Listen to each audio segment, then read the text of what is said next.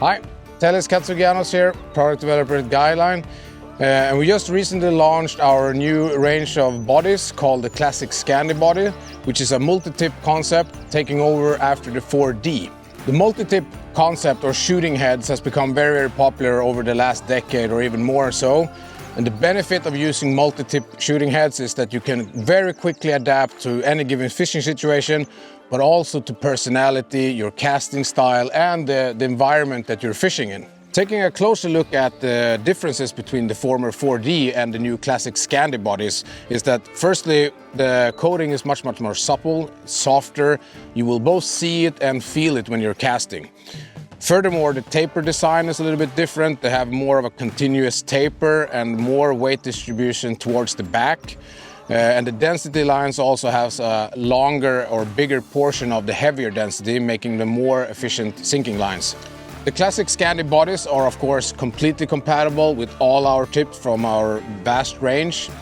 Depending on preference and personal style and taste, you can go light on the tip, heavy on the body, or heavier tip, lighter on the body. Depends a little bit of what type of line you're used to before and what type of casting style, stroke, etc. But make sure to check out the recommendations that we put that will give you a very good all-around setup. Instead of me just sitting here and talking about how to match the tips to the body you have, join me by the river and I will show you a few scenarios where the shorter tip will work better or the longer, the heavier, etc., etc. So you can perfectly match it for your given fishing situation.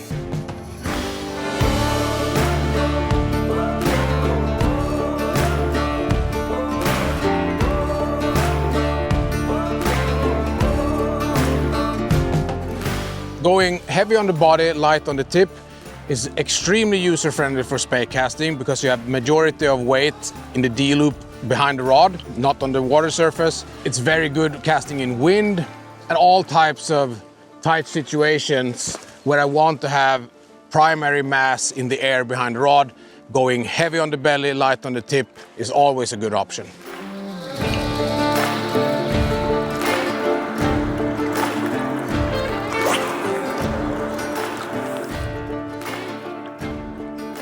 Okay, so the reason why I want to have a shorter line when I'm off the bank or if I'm wading to my waist with trees behind me is because the limited space, shorter line that needs to be behind the rod. If I have a longer line, I need more space. So this shorter tip will give me a little bit easier casting whilst standing off the bank.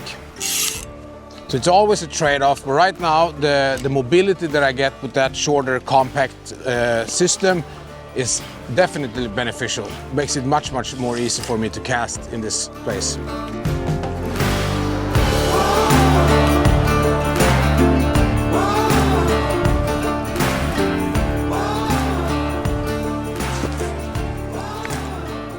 So what I've rigged right now is a little bit different than I used to have.